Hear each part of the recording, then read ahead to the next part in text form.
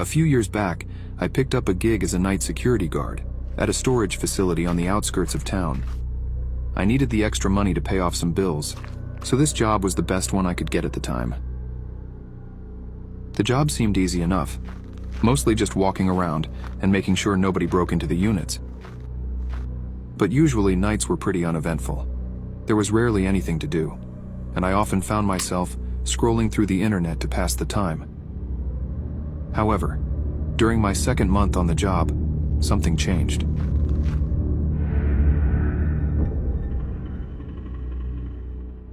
Typically, only a few people walked through this area.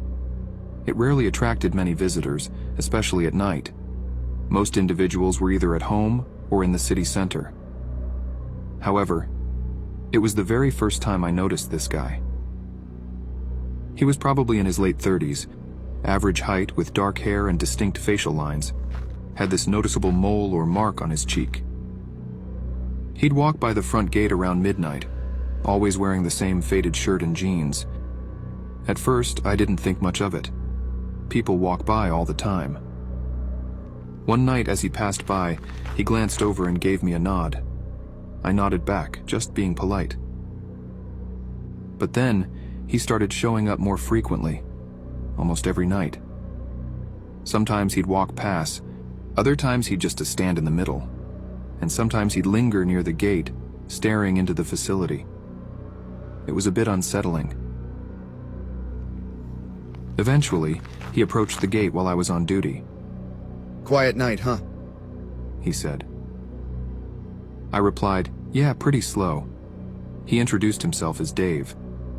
I told him my name was Mike. He repeated it quickly. "Mike.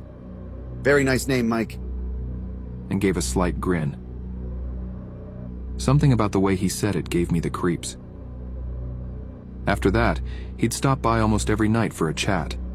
He'd ask me random questions, like how long I'd been working there, or if I ever got bored.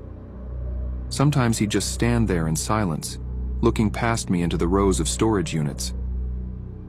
I started to wonder if he was scoping the place out for a possible break-in. One night, he seemed more restless than usual. He kept shifting his weight and glancing around. I initiated to ask him if everything is all right. "You ever feel like you're being watched, Mike?" He asked me with a smirk look. I didn't know how to respond, so I just shrugged it off. I decided to be proactive. "So Dave, what brings you around here every night?" He chuckled and said, "Just enjoying the night air. Can't a guy take a walk?" But his eyes told a different story. There was something off about him, something I couldn't quite put my finger on. He left me quite early this night comparing to other ones. Maybe he had some plans, or perhaps I triggered him somehow. Anyway, I stopped seeing him so often. Actually, a week went by without any sign of Dave, and I started to relax a bit. Maybe he found somewhere else to hang out. But then, on a rainy night, when the facility was dead quiet, something happened that I will remember for a long time. As usual, I was standing near the entrance, looking for no one to break in, when suddenly I heard footsteps near the gate. I looked up and saw Dave, standing behind the bushes, drenched from the rain. He was staring straight at me, not saying a word. His eyes looked almost wild. "Dave, you're soaked. You all right?" I asked. He didn't respond immediately. After a few moments, he came to me, said in a low voice, "I did something I shouldn't have, Mike." A chill ran down my spine. "What do you mean?" I asked cautiously. He stepped closer to the gate and said, "I need a place to lay low for a while, Mike." I shook my head. "Dave, I can't let you in here. This is private property." His expression hardened, and he muttered, "I thought you might say that, Mike." Without warning, he turned and walked away, disappearing into the darkness, leaving me alone. I felt uneasy, not sure what to make of the whole encounter. Part of me wanted to call the police, but what would I tell them? That a guy who hangs around said something vague and walked off. A couple of hours later, as I was doing my routine patrol around the facility, I heard an unusual noise coming from one of the storage units. It sounded like muffled voices and faint thuds. Definitely not the typical creaks of the old building settling. I knew I was the only one on site, and no one was scheduled to access their units at this hour. I approached cautiously from the side. To my surprise, the doors were opened. My heart started pounding.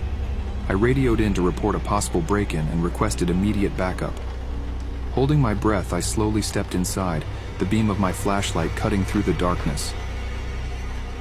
The air inside was thick and musty, but what I saw there made my blood run cold. 2 women were inside, their wrists and ankles bound with duct tape, eyes wide with fear. They were gagged but trying desperately to speak.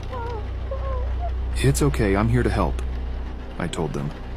But when I was about to walk to them, to remove their gags and bindings, I heard footsteps approaching from behind. Spinning around, I found myself face to face with Dave. His eyes widened in shock when he saw me with the women. For a moment, we just stared at each other. Then, without warning, he turned and bolted out of the unit, disappearing into the night.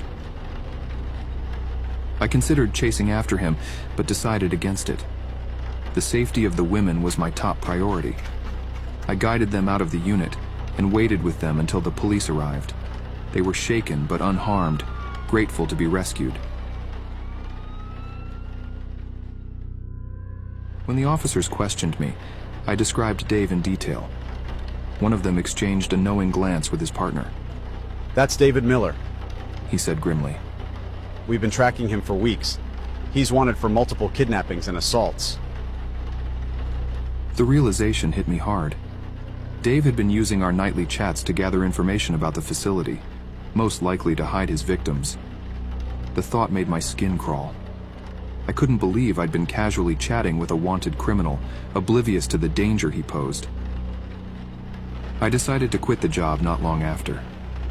The nights at the storage facility were no longer peaceful. They were filled with shadows and echoes that stirred up my anxiety.